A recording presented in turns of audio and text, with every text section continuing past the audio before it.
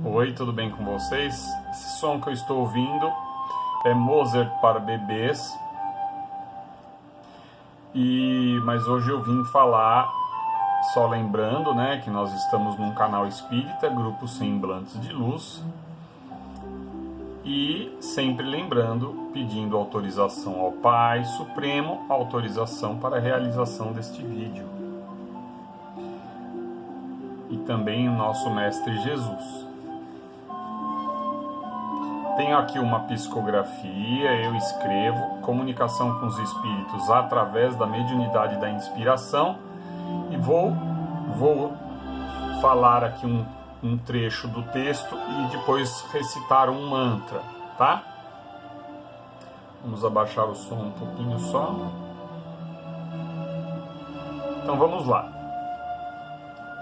Apenas no silêncio de nossas almas, já libertas dos ruídos, veremos, por assim dizer, onde está e o que é a verdadeira riqueza. Das luzes de nossos grandes mestres, como trilhos, é que chegamos até aqui, na instantaneidade das comunicações crísticas, que se dão pela velocidade do amor, que, como está em tudo e imerso no todo, se dá de forma momentânea. Vamos ao mantra. Repita: crio internamente interferência a fim de que meus ruídos sejam eliminados.